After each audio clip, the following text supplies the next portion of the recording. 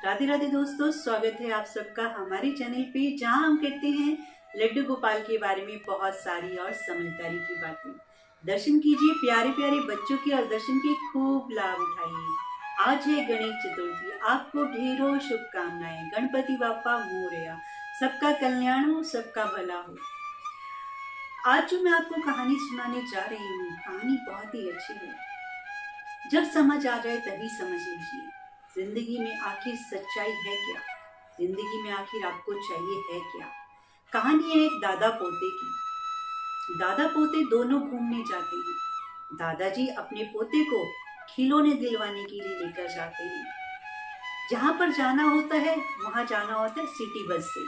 तो दादा पोता दोनों सिटी बस में बैठकर चले जाते हैं। खूब सारी शॉपिंग कर कर आते हैं। जब घर आते हैं तो दादाजी का पर्स नहीं मिल रहा होता। अपने पोते को घर छोड़ते हैं और पर्स ढूंढने लगते हैं। वहीं खड़े खड़े सोचते हैं कि जब टिकट लिया था तो पर्स मेरे पास ही था। इसका मतलब जो पर्स मेरा छूट गया है वो बस में ही कहीं छूट गया है। लेकिन अब मिलेगा कैसे? क्योंकि उसमें कोई मेरी आईडी तो है नहीं। अगर किसी ईमानदार इंसान को भी मिल गया तो मुझ तक कैसे पहुंचेगा? उसमें मेरे भगवान की फोटो है। मुझे तो वो पर्स जरूरी चाहिए। पोते को घर में ही छोड़कर पर्स ढूंढने के लिए चल पड़ते हैं सिटी बस में ही। जब वहां पहुंचते हैं तो कंडक्टर से पूछते हैं कि भैया आपको क्या यहाँ पर कोई पर्स मिला है? कंडक्टर बड़ा ईमानदार था। उसने बोला हाँ जी मिला तो है, तो वो पर्स मेरा है। कंडक्टर बोला मैं कैसे मानूं कि वो पर्स आपका है? दादाजी बोलते हैं कि वो पर्स मेरा ही है और उसमें भगवान जी की फोटो है।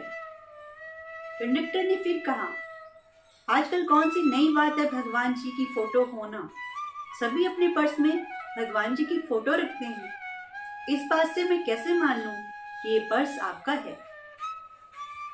तब दादाजी ने उसको कहा इस पर्स के पीछे एक कहानी है, क्या आप सुनना चाहेंगे? कंडक्टर कहते हैं जी हाँ बताइए। दादाजी कहते हैं ये जो पर्स है ये मेरे दादाजी का है। मेरे को मेरे दादाजी ने दिया था। जब मैं बहुत हैंडसम स्मार्ट था, जवान था, तो मैं इसमें अपनी फोटो लगाता था। फिर मेरी शादी हो गई तो मैंने इसमें अपनी पत्नी की फोटो लगाई। उसके बाद जब बच्चे हुए तो मैंने इसमें अपने बच्चों की फोटो लगाई।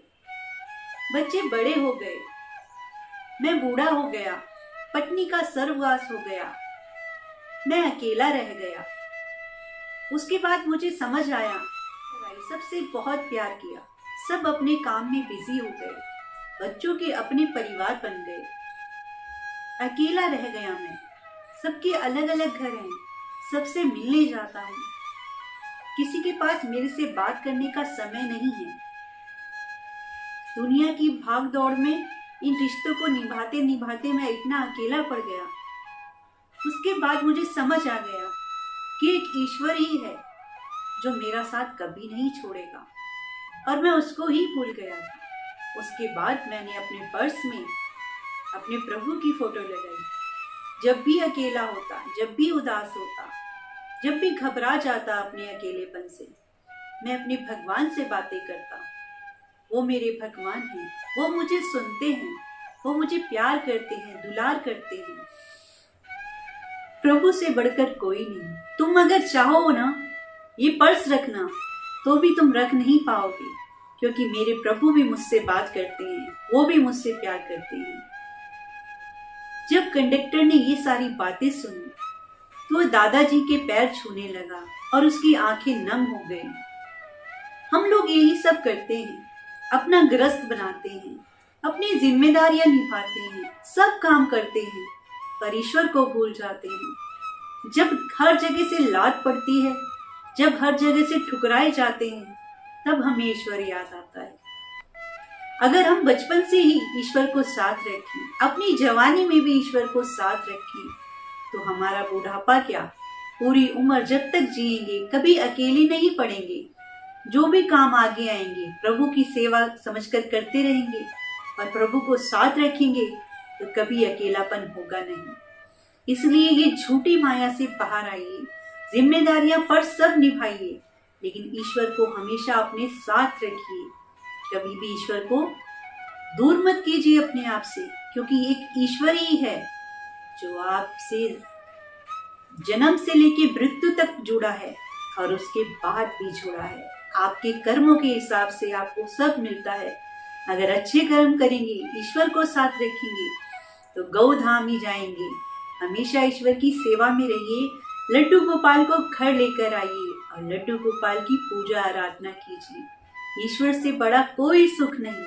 आजमा कर देखिए, करेंगे तभी समझेंगे। विश्वास रखिए और लड्डू गोपाल को घर लेकर आइए।